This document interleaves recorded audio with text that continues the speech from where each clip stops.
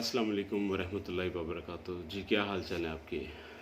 उम्मीद है कि आप सब खैरियत से होंगे। इस वक्त हुकूमत का जो सबसे बड़ा मसला है उनकी तरफ से, वो कह रहे हैं कि अवाम जो है वो हमारी बात नहीं सुन रहे। तो अवाम इनकी बात क्यों सुने? इन्होंने अवाम के साथ आज तक किया क्या है? इन्होंने तो सिर्फ उन्हें समझा कि ये वोट देने वाले कीड़े हैं, और अगर हमने इन्हें एजुकेट कर दिया, इन्हें फैसिलिटेट कर दिया, इन्हें शऊर दे दिया, अक्ल समझ दे दी, पढ़ा दिया, लिखा दिया, तो इन्हें पता है यही अवाम इनके मुंह पे थूकेगी जाके। तो इसलिए वो नहीं सुन रहे। क्यों सुने वो? 70 साल में इन्होंने इस अवाम को सड़क क्रॉस करना नहीं सिखाया, इशारा जो सिग्नल है उसकी तमीज़ नहीं सिखाई, ट्रैफिक रूल्स नहीं बताए, सेहत का निज़ाम नहीं दिया, तालीम नहीं दी। और आज ये एकदम से चाह रहे हैं कि ये अवाम जो है इनके बस एक हुक्म से अपने आप को इनके ताबे कर दे। तो बच्चा होता है ना, उसको तरबियत करते हैं। इन्होंने तो छोड़ दिया जानवरों की तरह अवाम को उनके हाल पे, सिर्फ वोट के लिए इस्तेमाल करते हैं। खैर, ये सबको पता है। और इन मामलात में जो आगे की पेशरफ्त है, आगे के कुछ मसाइल ऐसे हैं कि इंतहाई शर्मनाक बात है कि टीवी पर कुछ शख्सियात तलू होती हैं। मैं उनका नाम नहीं लेना चाहूँगा, पर वो बड़ी बेशर्मी से कुछ बातें कर रही हैं। सबसे पहले तो उन्हें अपने अल्फाज जो हैं वो दुरुस्त करने चाहिए। उनके अल्फाज है, जी हम तो बड़े खुशकिस्मत लोग हैं पाकिस्तान में जो रहते हैं, क्योंकि पाकिस्तान में नौजवानों की तादाद ज़्यादा है और नौजवानों को कोई ख़तरा नहीं है, बच्चों को कोई ख़तरा नहीं है। जो बुज़ुर्ग हैं उनको ख़तरा है। और बड़ी बेशर्मी से ये अल्फाज भी बाकायदा ऑन एयर किए गए हैं कि जी उनका तो टाइम आ गया है, आज नहीं तो कल उन्होंने मर ही जाना है। तो इनकी बेशर्मी की इंतहा देखें, इनके इतने घटिया अल्फाज का चुनाव देखें कि ये अपने नौजवानों को ये पैगाम दे रहे हैं, बच्चों को, कि तुम्हारे जो बूढ़े माँ बाप हैं वो तो आज नहीं तो कल उन्होंने मर जाना है, तुम बच जाओगे। वो ये देखें, ज़रा बात करने का तरीके देखें कि इन्हें शर्म भी नहीं आ रही कि मुझे नहीं पता किसी और को इस बात पे हुआ है या नहीं हुआ। अगर मैं उस कॉन्फ्रेंस में होता तो मैं ज़रूर कम से कम एक दो जाके इन्हें लगाता, और आइंदा से एहतियात करें, शायद मेरी जगह कोई और आपको उठ के लगा दे। क्योंकि इन्हीं बुज़ुर्गों की दुआओं से आज तक पाकिस्तान चल रहा है। इन्हीं बुज़ुर्गों की दुआओं से कई घर हैं जो आबाद हैं और चल रहे हैं। और ये बुज़ुर्ग हैं तो हम हैं, ये हमें बताते हैं, और इनके होने से पता चलता है कि वक्त बदला है। और अपने अल्फाज का चुनाव दुरुस्त करें, सोच समझ कर बोलें। इसके अलावा जो मामलात हैं वो मैं इसके बाद डिस्कस करता हूँ। एक नबी पाक सल्लल्लाहु अलैहि वसल्लम की हदीस, उसका मफ़हूम मैं बयान करता हूँ, और भी कुछ दोस्तों ने किया है कि जब कुछ लोगों के पास ज़रूरत से ज़्यादा हो जाए तो बेशुमार लोग बुनियादी ज़रूरतों से महरूम हो जाते हैं। तो अल्लाह ताला उन सबको हिदायत दे। पावर सेक्टर के हवाले से जो स्कैंडल आया, जो रिपोर्ट आ गई है बल्कि, और वज़ीर-ए-आज़म साहब को पेश कर दी गई है, उस पर मैं बात करता हूँ। उससे पहले एक और बात करना चाहूँगा कि जब से पाकिस्तान बना, पाकिस्तान बनने से लेकर आज तक बेशुमार लोग आए जिन्होंने हुकूमतें की। बेशुमार पेशावर शख्सियात को हम लेकर आए जिन्होंने हम पर हुकूमत की। फ़िलासफ़र भी थे उनमें, फील्ड मार्शल्स भी थे, कमांडर्स भी थे, और बिजनेसमैन भी थे, बैंकर्स भी थे, बेशुमार लोग थे। किसी पेशे को हमने नहीं छोड़ा। अब तो ये हालात हैं कि आप किसी गदागर को भी ला के पीएम हाउस में बैठा देंगे ना, तो उससे भी आप अगर कहें कि भाई अपना ये मामलात जो चल रहे हैं चल रहे हैं, बल्कि ये कहने के बजाय उसे ये कह दिया जाए कि please go had, you rule the country. तो भाइयों, बात सिर्फ इतनी है कि इतने लोगों को मौका देने के बावजूद भी बदला क्या आज तक, हुआ क्या है? वज़ीर आज़म साहब ने माजी में भी माशाल्लाह बड़ी अच्छी अच्छी बातें की हैं और अभी भी बड़ी अच्छी बात की है कि किसी को नहीं छोड़ा जाएगा और बड़ी सख्त सज़ाएं दी जाएंगी। अगर तो ये रिपोर्ट झूठी है तो सबसे पहले उन लोगों को फायरिंग स्क्वाड के सामने खड़ा कर दिया जाए जिन्होंने ये झूठी रिपोर्ट बनाई है, और अगर ये रिपोर्ट सच्ची है तो उन लोगों के ख़िलाफ़ एक्शन लिया जाए और उन्हें अंजाम तक पहुंचाया जाए।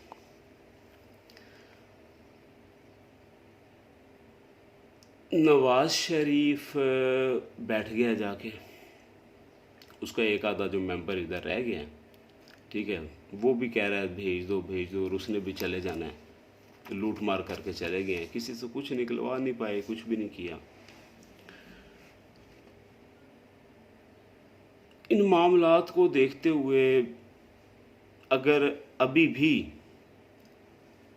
इन लोगों को, जो इन तमाम कह लें कि जो स्कैंडल्स हैं इसके, उनमें शामिल हैं, उनको अगर सज़ाएं ना दी गई, और ये बात मैं कह रहा था कि पावर सेक्टर और स्मगलिंग और होल्डिंग के हवाले से भी वज़ीर आज़म ने जो कहा है कि बड़ी सख्त सज़ाएं दी जाएंगी, तो इनमें जो लोग मुलव्वस हैं उनका एक आखिरी हल है, उन सब को चौक पे लटका दिया जाए। अगर अभी भी आपने ये कदम ना उठाए तो बाकी देखिए, दूसरी तरफ एक रमज़ान आ रहा है, रमज़ानुल मुबारक आ रहा है, और दुनिया की आबादी के लिहाज से और हमारी आबादी के लिहाज से मुश्किलात के सामने भी हैं, सब कुछ है, पर अगर हम आगे पाकिस्तान को आगे लेके चलना चाह रहे हैं तो ये जो लोग हैं जो ये पावर सेक्टर और ये स्मगलिंग और होल्डिंग में मुलव्वस हैं और जिनके नाम वज़ीर आज़म साहब को पेश कर दिए गए हैं, रिपोर्ट आ गई और सज़ाएं दी जाएंगी। अल्लाह करे, ये हम सब हाथ उठा के दुआ करते हैं कि अल्लाह ताला करे कि वज़ीर आज़म साहब अपने इस फ़ैसले पर और इस बयान पर, प्रेस कॉन्फ्रेंस जो उन्होंने की है, इस पर वो कायम रहे और इन्हें वो सज़ाएं दें जो एक तारीख़ में याद रखी जाएं। तो फिर आइंदा कोई हिम्मत नहीं करेगा इन मामलात को मतलब इस तरह की घटिया और पाकिस्तान कोई लूट मार की मामलात में मुलव्वस होने के लिए। पर इन दी एंड अफसोस के साथ यही कहना पड़ेगा कि होना कुछ भी नहीं। आप भी जाएं, मैं भी जाऊं, देखते हैं किसे सज़ा मिलती है, किसे नहीं मिलती। और इज़राइल के प्राइम मिनिस्टर ने, हमारे लिए बल्कि बड़ी शर्म की बात है कि वो एक 85 लाख आबादी का मुल्क है और उसका पीएम जो है प्राइम मिनिस्टर, उसने कहा जी कि हम दुनिया के 10वें हिस्से का एक हिस्सा हैं, दुनिया के 10वें हिस्से का एक हिस्सा हैं और हम पूरी दुनिया को डिक्टेट कर रहे हैं, पूरी दुनिया को डिक्टेट कर रहे हैं इज़राइल वाले। ये उनका कहना।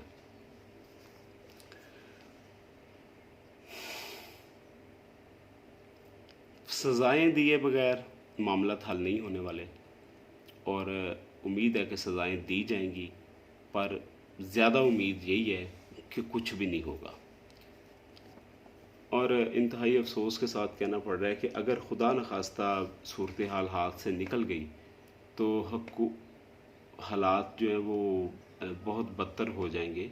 हुकूमत जो अदाद दे रही है 25%, अब लोग कुछ दिन पहले 40 थे, आज 25 हो गए, तो 25% लोग जो हैं वो गरीब, वो जो लाइन है उसके अंडर आते हैं। हालांकि ये गवर्नमेंट की जो फिगर होती है ये 100% झूठी होती है। चले इस 25% कोई लगा ले तो 1 करोड़ के ऊपर 25 लाख बनता है, और 22 लाख आबादी का हाल क्या होगा ये आपके सामने है। ये आप देख लें कि इनके मुताबिक इनकी इनकी फिगर कोई अगर हम कोट करते हैं तो 22 करोड़ आबादी का क्या हाल होगा, ये भी आप अंदाज़ा कर सकते हैं। इसी हवाले से वज़ीर आज़म साहब ने कहा कि सज़ाएँ जो देंगे, आर्डिनेंस आ रहा है, और खैर देखते हैं क्या होता है। और जमहूरियत की बातें करने वाले बेशुमार लोग हैं। जमहूरियत ऐसी अगर होती है तो ऐसी जमहूरियत पर लानत भेजनी चाहिए। जमहूरियत लफ्ज़ जमहूर से निकला है, और जमहूर का मतलब है अवाम। अवाम, ये अवाम जमहूर है और ये जमहूरियत कर रहे हैं, ये बच्चे खाने वाली जमहूरियत है। ये अपनी अवाम को खा रहे हैं, खोखला कर रहे हैं, उनको खा रहे हैं। उम्मीद है कि पीएम प्राइम मिनिस्टर साहब अपनी तकरीर के मुताबिक कुछ जलवा दिखा दें तो हालात कुछ काबू में आ सकते हैं। और दूसरा मैं ये कहना चाह रहा था, दोबारा फिर मैं उस बात को रिपीट करूँगा कि ये प्रेस कॉन्फ्रेंस जो हुई थी जिसमें कोई 2-3 शख्सियात नमूदार होती हैं, और वो ये जो बुज़ुर्गों के हवाले से उन्होंने बात की, जिसको उनका तो टाइम है, उन्होंने तो मर ही जाना है, तो ये कोई शर्म करें और आइंदा से इन अल्फाज पर अपने अल्फाज का चुनाव दुरुस्त करें, नहीं तो किसी भी अदारे की तरफ से सख्त रद्द अमल आ सकता है आपके लिए। सोच समझ कर इस्तेमाल करें। मेरे ख्याल आप भी बुज़ुर्गों में शामिल होते हैं, आप जो बैठे होते हैं वहाँ पे 1-2, तो आपके घर में भी बुज़ुर्ग होंगे, तो घर जाके उन्हें क्या मुंह दिखाते होंगे आप लोग। और अल्लाह ताला हम सबको अपने हिफ्ज़ ईमान में रखे जी। हालात बुरे भी नहीं हैं, अच्छे भी नहीं हैं, और ज़ख़ीरा अंदोज़ी और ये जो लूट मार हो रही है, पूरी दुनिया समझ चुकी है कि क्या हुआ है उनके साथ। लोगों ने कलमे पढ़ लिए हैं, छतों पे चढ़ के रो रहे हैं अल्लाह से। वो लोग जिन्होंने कभी अल्लाह का नाम भी नहीं लिया, वो उनके ज़ुबानों से अल्लाह का नाम निकला है। तो हम तो ये मुसलमान हैं, तो हम अभी भी वो मिलावट और चीज़ें महंगी बेचना, हर चीज़ मौजूद होने के बावजूद कहना जी माल नहीं आ रहा, सप्लाई नहीं आ रही, हर चीज़ है। तो ये वक्त है इंसानियत दिखाने का, इंसानियत दिखा दें, शायद अल्लाह पाक को रहम आ जाए हम सब पर। तो वज़ीर आज़म साहब, आपको अल्लाह पाक ने 22 साल की मेहनत के बाद अगर अल्लाह ताला ने आपको वज़ीर आज़म बनाया है तो कुछ करके दिखाएं। अभी तो कुछ बदल दें, या ये 5 साल सिर्फ यही रोना रहेगा हर तरफ से कि जी जो पिछले 5 साल थे उन्होंने ये किया, उन्होंने वो किया। हमें पता चल चुका है, हमें ये बातें हिफ्ज़ हो गई हैं। ये आप किसी 5 साल के बच्चे से पूछेंगे ना, तो वो भी आपको बता देगा कि पिछली हुकूमत ने क्या किया है। तो अल्लाह का वास्ता है कि ये रोना छोड़ दें और अपनी कारकर्दगी कुछ करके दिखा दें। अपनी काबीना को कह दें, ये जो आपने लाखों की तनख्वाहों पे वज़ीर पाले हुए हैं ना, इन सब को कहें कि करके दिखा दें। सिर्फ बोली ना जाएं, लड़ी ना जाएं। लड़ने पे, बोलने पे ज़ोर दिया हुआ है। और लड़ने और बोलने के हवाले से मुझे एक बात याद आ गई, तो कोई 2-3 दिन पहले बड़ी ज़बरदस्त शटअप कॉल आई है ये इन लोगों को, ये जो टीवी पे बैठ के लड़ रहे होते हैं, कि अपनी अपनी ज़ुबानों को कंट्रोल करें, जो हालात हैं उनके मुताबिक चलें, और कोई गरीब आदमी के मुतालिक भी सोच लें। स्कूल वाले, हाँ, एक और बड़ा मसला आ रहा है कि 20% की खुशखबरी सुनाई जी, वालदैन को फ़ीसें कम हो रही हैं जी 20% की। तो वो 20% भी आप वापस ले लें, उसकी कोई ज़रूरत नहीं है 20% छोड़ने की। जो हालात हैं, अगर ये 1-2 माह स्कूल मुकम्मल तौर पर फ़ीसेस बंद कर दें, जब कारोबार नहीं है, गरीब आदमी के पास रोटी खाने के लिए पैसे नहीं हैं, स्कूल वाले फ़ीसेस मांग रहे हैं, जीना हराम किया हुआ है वालदैन का। तो इस मामले में अगर आप कुछ कर सकते हैं, आपने हुकूमत में आने से पहले कहा था कि मैं एजुकेशन के निज़ाम को बहुत सस्ता करूँगा, ये जो फ़ीसें इतनी ज़्यादा ली जा रही हैं, मैं इन्हें सरकारी लेवल पे तो नहीं चले, उसके करीब लेके आऊँगा। तो आपने कुछ नहीं किया उस मामले में भी। 2 साल गुजर गए, ना कोई घरों का सिलसिला हुआ और ना ही बस एक ही अल्फाज सुनते रहे हम ये 2 ढाई साल के अंदर के जी वो ये खा गए, वो ये लूट गए, वो ये खा गए, वो ये लूट गए। तो आप भी बता दें कि आपने क्या किया है। और ये जो इमदाद आ रही है पूरी दुनिया से आप मांग रहे हैं और पाकिस्तान से भी मिल रही है, तो इसका भी ज़रा साथ साथ एक वेबसाइट बना दें और उस पर डाटा दे दें कि ये इमदाद इतनी आई है, इस तरीके से जा रही है, किस किस को मिल रही है। जब आप हर डीसी डिप्टी कमिश्नर को कह सकते हैं कि डीसीओ को कह सकते हैं कि जिन जिन लोगों ने प्राइवेट या जमातों ने इमदाद तकसीम की है वो हमें डाटा प्रोवाइड करें कि उन्होंने कहाँ से ख़रीदी और कहाँ तकसीम की। आप उनसे तो डाटा मांग रहे हैं, अपना डाटा भी बराए मेहरबानी सबसे पहले हक आपका बनता है कि आप अपना डाटा, अपनी तफसील वो लोगों को शेयर करें, लोगों को बताएं कि पैसा आ रहा है। हमेशा ज़लज़ला आ जाए, कोई भी नेचुरल डिज़ास्टर से मुतासर हो जाए पाकिस्तान, तो इमदाद आती है, कोई पता नहीं चलता वो किधर जाती है, कौन खाता है। ये खा खा के इनके पेट भी नहीं फटते, इतना खा चुके हैं इनके पेट फट भी नहीं रहे। ये इन हालात में भी अगर इन्होंने नहीं समझना, तो क्या आप और हम सब ये इंतज़ार में हैं कि आसमान फटे और फरिश्ते ज़मीन पर उतरें और वो अनाउंसमेंट करें कि इंसान बन जाओ, आखिरी वक्त आ गया है। क्या हम उस चीज़ का इंतज़ार कर रहे हैं? हम सब कुछ अब थोड़ी शर्म, थोड़ी नहीं, मुकम्मल शर्म खा लेनी चाहिए। अगर हमने अपने आप को बचाना है, अपनी नस्ल को बचाना है, अपने मुल्क को बचाना है, तो इस पे नज़र करम करें। अगर अल्लाह ने आपको इस पावर से, इख्तियार से नवाजा है, हम पे हाकिम बनाया है, तो एक हाकिम के मुताबिक काम करें। तो आप मिसालें देते थे कि नील के साहिल पे अगर कोई जानवर भी मर जाए तो ज़िम्मेदार होते थे। तो जानवर क्या, या तो इंसान भूखे मर रहे हैं, तो अल्लाह को जो जवाब देना है उसकी भी तैयारी कर लें कि ज़ाहिर है सब ने दुनिया से जाना है, तो अल्लाह ताला को क्या जवाब देना है कि मेरी हुकूमत में इतनी लड़कियों ने गलत रास्ते इख्तियार किए, इतने नौजवानों ने गलत रास्ते इख्तियार किए, इतने लोगों ने ख़ुदकुशियाँ की, इतने लोग भूख से मरे। तो ये बड़ा सख्त हिसाब है और आपके ऊपर बड़ी सख्त ज़िम्मेदारी है। तो अगर आप फिर अगर नहीं मामला दुरुस्त होते, तो फिर तो हम सब यही दुआ करते हैं कि फिर कोई ऐसा आ जाए जो फिर संभाल ले सबको, या फिर वो किसी और को ले आए। जैसा कि मैंने कहा था कि अब वक्त आ गया है कि अल्लाह ताला के कानून को नाफिज किया जाए और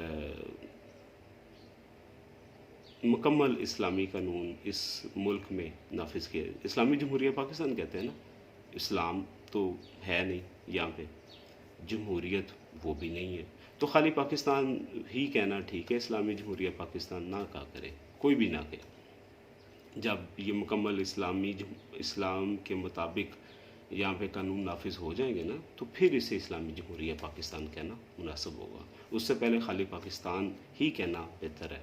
पाकिस्तान के लिए हम सब की जान कुर्बान है, और पाक फ़ौज जिसके दम पर, जिसके वजह से, जिनकी वजह से, जिनके डंडे की वजह से ये अभी तक कायम है। अदरवाइज़ ये 70 साल में सियासतदान पूरे पाकिस्तान की सोसाइटी बना के, प्लॉट काट के, बेच के निकल चुके होते। ये तो शुक्र अदा करें अल्लाह ताला का और उसके बाद हमारी पाक फ़ौज का कि जिसकी वजह से हम यहाँ पे रहने के काबिल हैं।